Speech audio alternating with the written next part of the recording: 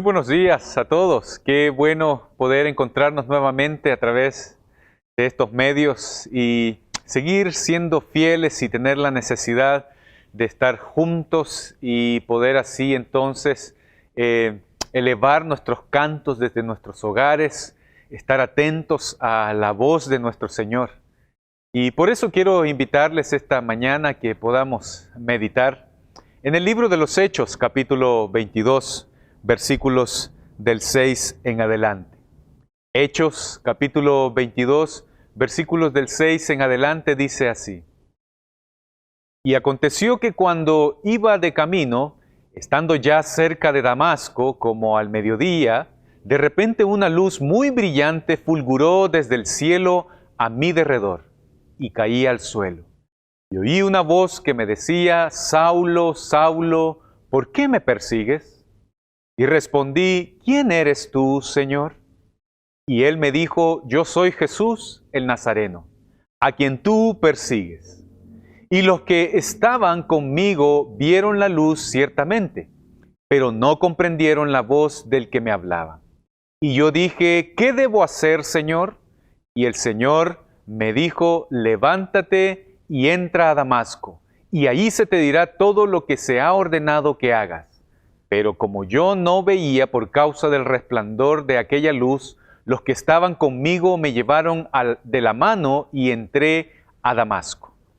Y uno llamado Ananías, hombre piadoso según las normas de la ley, y de quien daban buen testimonio todos los judíos que vivían ahí, vino a mí y poniéndose a mi lado me dijo: Hermano Saulo, recibe la vista.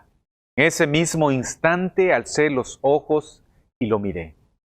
Y él dijo: El Dios de nuestros padres te ha designado para que conozcas su voluntad y para que veas al justo y oigas palabra de su boca.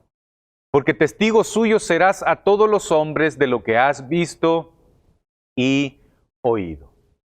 Padre, te damos tantas gracias por tu palabra, la cual es viva, es eficaz y es más cortante que toda espada de doble filo, Señor, la cual penetra hasta lo más profundo de nuestros corazones para así desvelar, revelar las más profundas, Señor, intenciones de nuestros corazones. Y esta mañana, oh Padre, te pedimos que nos permitas acercarnos a tu palabra con un espíritu reverente, humilde, sencillo, para escuchar tu voz. Danos el entendimiento, oh Padre, que solamente tu Santo Espíritu puede otorgarnos, oh Señor. Te rogamos, oh Padre, que tú bendigas a cada familia, oh Señor, de nuestra congregación. Que tú seas sosteniéndoles en estos momentos, oh Padre. Que nos des un espíritu, Señor, de esperanza, de consuelo, Señor, y de valentía frente a situaciones como las que enfrentamos. Padre, aunque hay un ambiente y un momento, Señor, en el derredor nuestro, que al parecer todo está yendo bien, pero nuestra mirada y nuestros sentidos no están puestos en este mundo, sino que esta mañana queremos ponerlos, Señor, al servicio de tu justicia. Queremos saber, oh Señor, que nuestras vidas no dependen de lo que vemos ni oímos alrededor nuestro, sino, Padre, lo que tu palabra nos dice que es la verdad. Te pedimos, oh Padre, que tú edifiques nuestras vidas, que nos hables a esta hora. Usa mi vida, oh Señor, por amor y gracia de tu nombre, para que sea, Señor, tu palabra expuesta y llevada a cada corazón en esta mañana. Que cada persona, Señor, esté atenta a tu voz. Abre nuestros oídos espirituales, oh Señor, para poder escuchar tu voz. Te lo rogamos en el nombre de Jesús. Amén y amén. En el templo, entre el atrio de los gentiles y los demás atrios, había una pared que ningún gentil tenía permiso de traspasar. Es por eso que toman tanto sentido las palabras escritas por Pablo en su carta a los Efesios, capítulo 2, verso 14. donde dice, porque el mismo Jesucristo, Él es nuestra paz, quien de ambos pueblos hizo uno, derribando la pared intermedia de separación. En la pared del templo se encontraba esta solemne descripción: ningún extranjero puede entrar en la barricada que rodea el santuario y su recinto. Todo el que sea haciéndolo llevará sobre sí la culpa de su segura muerte. Los romanos habían concedido a los líderes religiosos de los judíos la autoridad para castigar a cualquiera que quebrantara esta ley.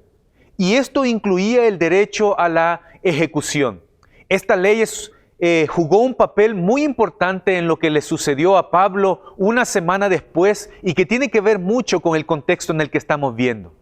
Donde después de que él y los 4 hombres nazareos empezaron su ceremonia de purificación, el cual puedes echar un vistazo de manera más detenida en el capítulo 21, versículos 17 en adelante. Algunos judíos de Asia entonces vieron a Pablo en el templo y llegaron a una conclusión precipitada de que éste había contaminado su edificio sagrado al introducir gentiles. Es probable que estos judíos eran procedentes de Efeso, aunque el texto nos dice que procedían de la provincia de Asia. ¿Por qué esta posibilidad? Bueno, porque reconocieron a Trófimo, un amigo de Pablo que lo menciona la Escritura, quien venía de ahí, venía de Éfeso. Esto lo puedes ver en el capítulo 21, verso 29. Estos hombres, con todas sus emociones desenfrenadas y sus capacidades de razonamiento totalmente bloqueadas, seguramente habían argumentado: donde quiera que iba Pablo, iban también sus amigos gentiles. Así que habían visto a Pablo en el templo, por consiguiente, los amigos de Pablo también habían estado en el templo. Tal fue la lógica de aquellos pensamientos prejuiciosos de los hombres que comenzaron toda esta turba. Buscaban en sí la manera de apresar a Pablo y matarlo a toda costa. Así que finalmente lo atraparon. Y lo hubieran podido haber matado si los guardias romanos no hubieran intervenido justo a tiempo. La multitud del templo estaba enardecida. Aquella tumultuosa gente se había abalanzado en contra del apóstol Pablo. La escena nos hace recordar el motín ocurrido allá en la ciudad de Éfeso, encontrado en Hechos capítulo 19, verso 23. Hoy día, queridos hermanos, vivimos ambientes muy violentos. Estamos en medio de una sociedad cada vez más intolerante, llena de tantos prejuicios en contra del cristianismo, capaces de hacer cualquier cosa en todo aquello, o con todo aquello, mejor dicho, que represente el nombre de Dios, elaborando todo tipo de acusaciones y maquinaciones para buscar así destruir a la iglesia del Señor y aquellos que lo conforman. Y este ambiente, queridos hermanos, lamentablemente nos ha llevado a meternos en nuestras propias 4 paredes, o bien nos ha silenciado, porque simplemente no queremos más guerras, o no estamos dispuestos a ser testigos, o no sabemos realmente cómo ser unos testigos de Jesucristo, llevando el Evangelio a toda persona. Veamos cómo el apóstol Pablo entonces enfrenta una dura situación en su llegada a Jerusalén, y cómo por encima de todo lo que está enfrentando, este hombre está dispuesto a compartir lo que de nosotros sabemos, su encuentro con Cristo. Aunque hubiera podido este hombre, Pablo, haber usado otra forma de cómo argumentar o defenderse humanamente. Lo primero que quiero invitarte a observar de este pasaje es cómo Pablo actúa con mucha astucia frente a aquella descontrolada multitud. Si bien es cierto, el contexto de este pasaje es que hay falsas acusaciones en contra de Pablo, por lo que lo lleva a Pablo a defenderse, a hacer una apología de su vida, de lo que está sucediendo a causa de que ha sido arrestado. Veamos entonces qué es lo que podemos aprender de esta situación. Y lo primero que quiero compartir con ustedes es que Pablo, me llama la atención, es que no tiene temor a hablar de él. Y por eso mi primer punto que quiero compartir contigo, extraído de este pasaje, es que hables sobre ti sin temor alguno. Habla sobre ti sin miedo. En los versículos 3 y 5 de este pasaje de Hechos capítulo 22, Pablo había sido un rabino destacado en su tiempo. Pablo lo menciona bien en su carta a los Gálatas capítulo 1 versos 13 al 14. Dice, porque vosotros habéis oído acerca de mi antigua manera de vivir en el judaísmo, de cuán desmedidamente perseguía yo a la iglesia de Dios y trataba de destruirla, y cómo yo aventajaba en el judaísmo a muchos de mis compatriotas contemporáneos, mostrando mucho más celo por las tradiciones de mis antepasados.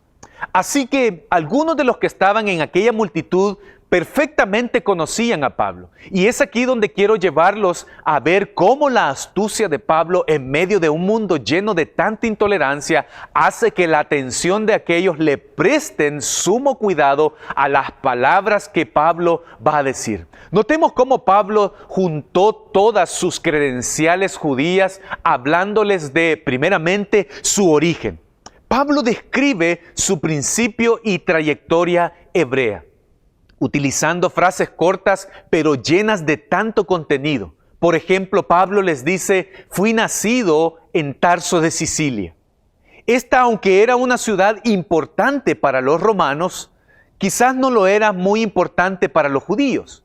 Pero Pablo se interesa en que ellos sepan que no era un gentil infiltrado, sino que era un hebreo de nacimiento. Pero no solamente eso, sino que Pablo también les habla acerca de su educación ortodoxa. Pablo les dice que criado ahí entonces, en Tarso, criado en aquella ciudad, queriendo apuntar así a su familiaridad con la vida de la nación al conocer desde pequeño la capital del país. Además, fue instruido a los pies de Gamaliel, el reconocido enseñador de su día, a cuyos pies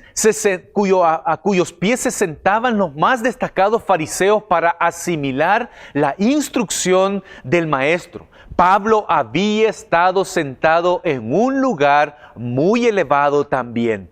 Pablo había estado sentado, imagínate, qué paradoja. Pablo había estado elevado en su conocimiento, pero sentado a los pies de un hombre. Fíjense que en verdad la tolerancia y el equilibrio de un maestro como lo es Gamaliel hubieran sido necesarias en estos momentos de ofuscación, como lo son siempre, ¿cierto? Que nos encontramos en dificultades, pero que lamentablemente con mucha frecuencia ocurre todo lo contrario, ya que como bien se dice, los maestros son superados por sus alumnos. ¿Has escuchado ese famoso dicho que todo alumno supera al maestro? Bien, los alumnos muchas veces tienden a superar al maestro, pero también tienden a ser más severos o extremistas que los mismos maestros. Y Pablo entonces lo hace saber acá.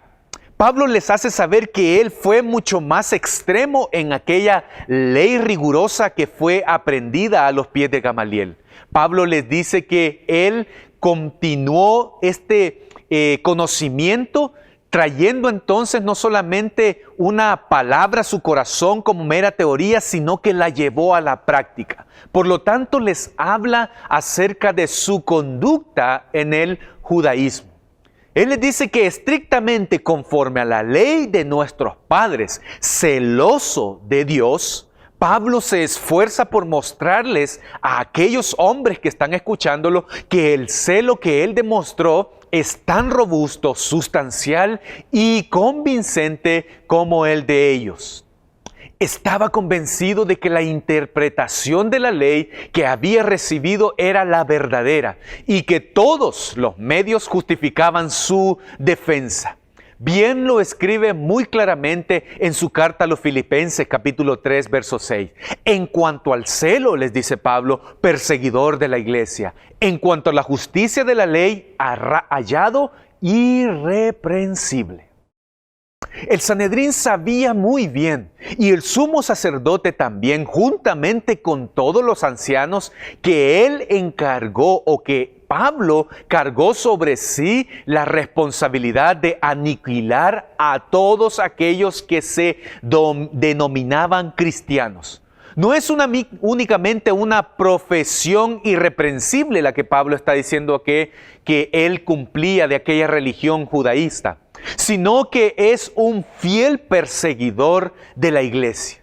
Es decir, todo el conocimiento que él tenía lo llevó a la práctica, justificando así su persecución por la iglesia, tratando de ser un guardador de la ley.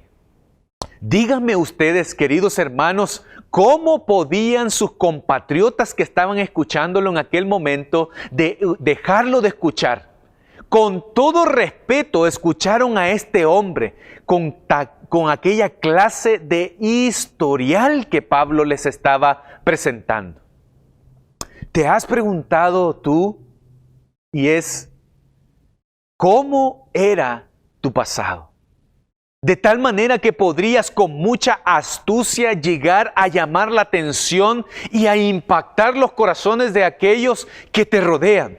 Digo bien a quienes aparentemente dicen conocer a Dios como los que no lo conocen. Probablemente te has encontrado en circunstancias muy difíciles como estas, donde Pablo está siendo acusado injustamente o acusado falsamente. ¿Qué has hecho en ese momento? ¿Te has echado para atrás? ¿O has usado ese momento para poder entonces con astucia hablar acerca de ti, de cómo era tu pasado? Al ver todo esto que está sucediendo, mira, vayamos notando cómo Pablo, en lugar de acusarlos de participar en un tumulto, fíjate que Pablo los elogió por ser celosos de Dios. No sé si te acuerdas cómo usó el mismo enfoque con los atenienses allá en Hechos capítulo 17, verso 22. Dice que Pablo, poniéndose en pie en medio del areópago, dijo: varones atenienses, percibo que ustedes son muy religiosos en todo sentido.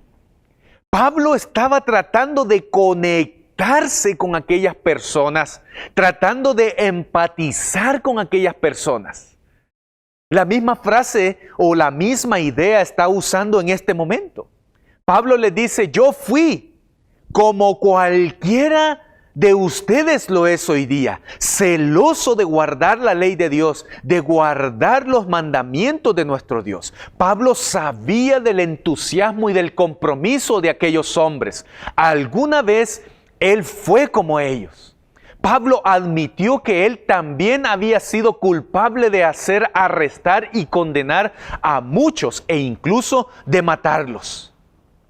Como anteriormente lo mencioné, estamos inmersos en una sociedad donde eres reconocido por lo que haces, y esto de una u otra manera nos ha permeado muchísimo. Donde el hablar de todos nuestros logros hacia los demás nos llena de orgullo y de autosatisfacción. Pero imaginémonos a Pablo exponiendo toda su vida frente a los demás, con la gran diferencia de que tenía un solo propósito: llevarlos a ver a una persona aún más importante que él. Y esto me hace pensar, o me hace pasar a mi segundo punto, mejor dicho, que la razón del por qué te dije que es bueno que hables de ti es porque esto te ayudará a conectarte con aquellos que te escuchan y a llamar así su atención con un solo propósito: que no se centren en ti, sino que llevarlos a hablar de tu conversión. ¿Qué es lo que hace diferente de ti? Y por eso te quiero invitar entonces a mi segundo punto: hablar de tu conversión. Si bien es cierto, hablaste de ti, cierto, hablaste de tus logros, hablaste de tu origen, hablaste de todas tus cosas que pueden llegar a mimetizarte con aquellos que te escuchan. Aquellos que tú sabes que son renuentes a la fe, pero mira, sigilosamente tú puedes llevarles a hablar acerca de tu conversión. Pablo está haciendo esto. Pablo está usando todas las oportunidades para hablar del Evangelio. Y esta no escapa de su gran oportunidad que Pablo tenía. Lucas relató en Hechos capítulo 9 la experiencia de la conversión de Pablo. Y el apóstol repetirá el relato más adelante ante Félix y Agripa. Es decir, 3 veces encontramos que se habla acerca del testimonio de Pablo en Hechos. Siendo esta entonces la segunda vez que aparece el testimonio de la conversión de Saulo de Tarso, revelándonos varios detalles interesantes en cada uno. Pero lo que estamos viendo acá es lo difícil de imaginarnos hoy en nuestros días, una multitud comparable a esta escuchando con mucha paciencia esa clase de testimonios. Sin embargo, la gente en aquella época de Pablo sucedía lo mismo. Estaban a la espera de cosas milagrosas y sin duda estaban quedando fascinados por el relato de Pablo. Mira lo que dice el versículo 6. Pero aconteció que yendo yo, dice Pablo, Pablo pone gran énfasis en lo milagroso de su cambio y a la forma inusual de la intervención de Dios. Dice que de repente me rodeó mucha luz del cielo y caí al suelo.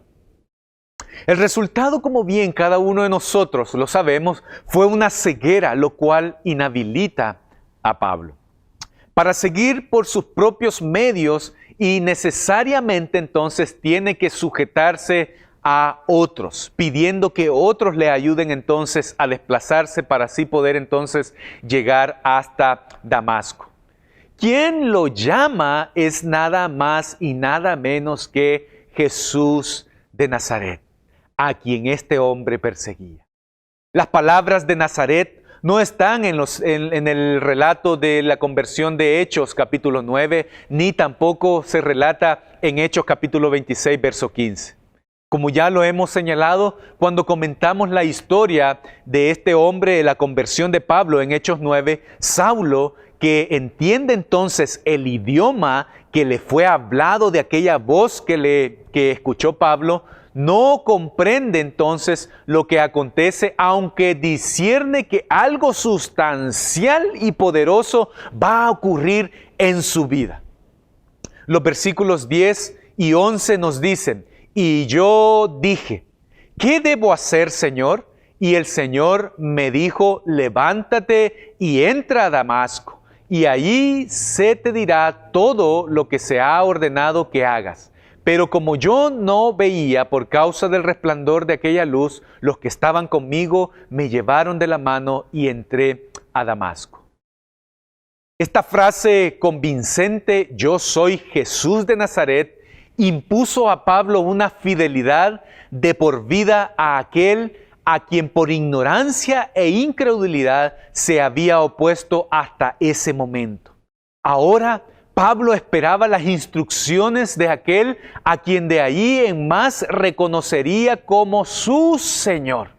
Y se le dijo que entrara a Damasco, donde se le darían muchas instrucciones. Así que con su ceguera, Pablo fue conducido de la mano y entonces llega hasta su lugar.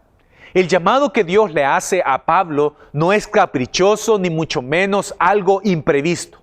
De la misma manera Dios te ha llamado a ti y a mí, de la manera tan provincial para que tú y yo seamos sus testigos. Y esto debía haber pasado y sucedido en nuestros corazones, queridos hermanos. Cuando nosotros escuchamos la voz de nuestro pastor, el pastor de pastores, como ovejas que somos, escuchamos su voz y fuimos hacia él.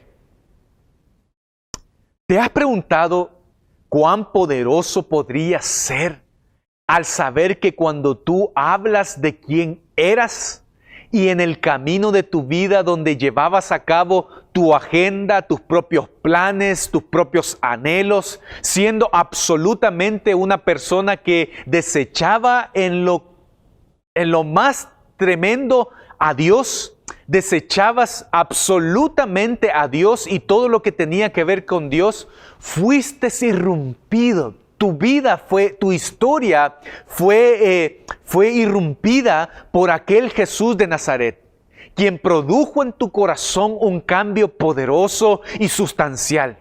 ¿Cómo sería tu vida si te atrevieras a compartir de tu pasado con el fin de que lleves a los que te escuchan a ver la luz gloriosa de aquel que te guió por un camino eterno?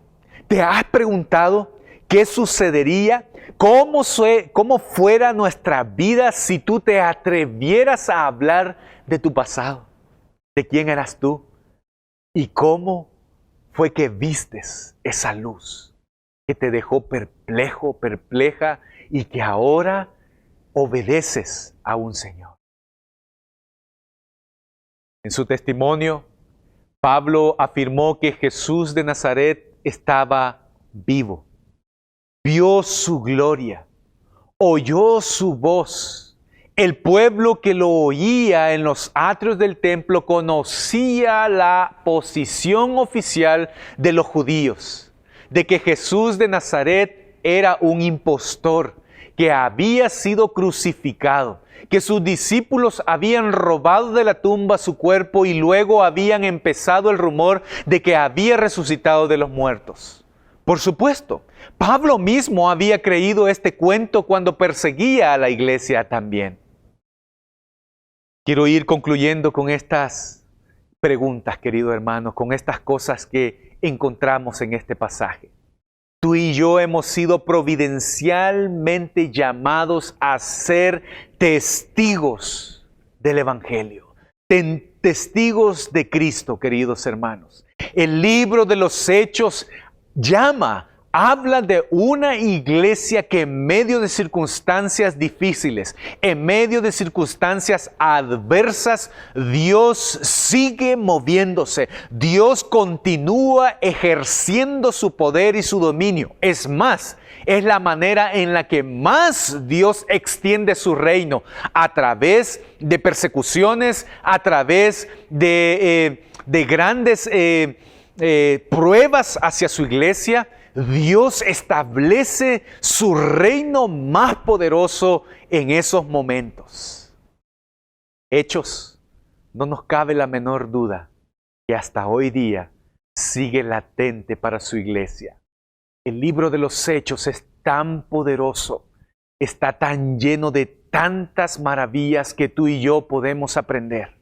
Y hoy el Señor nos anima a que podamos y que sepamos convincentemente que tú y yo hemos sido llamados providencialmente a ser sus testigos en medio de una pandemia, en un momento de revuelta social, en un mundo lleno de tantas injusticias, en un mundo lleno de tantas incertidumbres. ¿Sabes? El Señor te ha escogido a ti y a mí para ser testigos de su reino, el reino de los cielos. Quiero concluir con esto. Hay dos preguntas y dos respuestas allí que me llaman la atención. La primera pregunta que Pablo o que Saulo en aquel momento hace fue: ¿quién eres, Señor? La segunda pregunta fue: ¿qué haré, Señor? La primera respuesta fue: yo soy Jesús. Y su segunda respuesta fue: levántate y ve. La primera recalca el reconocimiento de Cristo. La segunda, la consagración a su servicio. Y juntas son poderosas para animarnos en un mundo en el que vivimos, a saber que tú y yo hemos sido escogidos desde antes de la fundación del mundo para ser testigos, para llevar su palabra. Si aún no te atreves a hacerlo y llevas años abrigando en tu comodidad, abrigándote en tu comodidad, abrigándote en tu corazón. Quiero desafiarte a salir de tu área cómoda y a que le creas al Señor que Él te ayudará, dándote las palabras precisas, ordenando tu testimonio personal y verás cómo Cristo será glorificado en ti. Iglesia amada, quiero terminar con esto. Debemos conocer quién es Jesús, el Hijo de Dios y Salvador nuestro. Y debemos obedecerle al Señor como nuestro Señor y como nuestro Maestro. Quiero invitarte esta mañana a que puedas, junto conmigo, rendir nuestros corazones al Señor, que te dejes moldear en las manos del Señor, que te dejes usar por el Señor. No acalles la voz que el Señor te ha permitido ser en el lugar en el que estás. No permitas que otros no conozcan del Señor a causa de tu silencio. Abre tu boca, cuéntales de ti, cuéntales de las maravillas que el Señor ha hecho. No le cuentes de los testimonios que Dios ha hecho. Cuéntale de tu conversión, de cómo conociste al Señor, de que tú eres una persona igual o peor que ellos, de aquellos que te acusan, de aquellos que son tus enemigos, de aquellos que no consideran ser amigos tuyos porque hoy eres parte de una religión, perteneces al camino. No te avergüences de pertenecer al camino. Habla, testifícales. Habla de la esperanza y del consuelo que abrigó tu corazón en la persona de Cristo. Y verás cómo tu vida va a reavivarse. Hoy en día, tú y yo, quizás, probablemente, estamos así, tristes, sin sentido, sin propósito. ¿Sabes por qué? Que has dejado de anunciar el mensaje de esperanza. Dejaste de hablar a otros de lo que Cristo ha hecho por ti. Anda y háblales de lo que Cristo ha hecho por ti. Él es tu Señor y tu Salvador. Te invito a orar. Padre, te damos tantas gracias por tu palabra, oh Señor. Te agradecemos porque ella nos invita a ser testigos tuyos, oh Señor. Te doy tantas gracias porque tu palabra, oh Señor, encontramos tantos tesoros, tantas verdades que nos animan, que nos dan la fortaleza para seguir adelante en medio de un mundo tan tenaz, un mundo, Señor, tan indolente, un mundo, Señor, que no desea conocerte, pero allí tú has puesto a tu iglesia para ser luz, para ser sal de este mundo, Señor. Permítenos, Señor, como iglesia, como creyentes, como individuos, como miembros de un solo cuerpo, a que podamos compartir el mensaje de esperanza donde sea que tú has puesto nuestros pies. En la empresa, Señor, en nuestros trabajos, Señor, en los colegios, en las universidades. Despierta, Señor, nuestros corazones. Aviva nuestros corazones, Señor, de tal manera que podamos ser testigos de Cristo Jesús, de aquel que un día salvó nuestras vidas, llevó nuestras vidas al camino correcto, al camino eterno. Dale fuerza a tu iglesia, Señor. Dale sabiduría a tu iglesia, porque la necesitamos. En momentos tan difíciles como estos, oh Señor, en momentos tan angustiosos como estos, Señor, tú nos invitas a tomar nuestras redes e ir, Señor, y lanzar las redes. Y veremos cómo, Señor, nuestras vidas pescaremos hombres, Señor. Serán de bendición para otras personas. Ayúdanos, oh Señor, a través del poder de tu Santo Espíritu, a ordenar primeramente nuestras ideas, nuestro testimonio, de tal manera que la gente no nos vea a nosotros, sino que vea a Cristo Jesús. En tu nombre, oh Jesús, oramos. Amén y amén.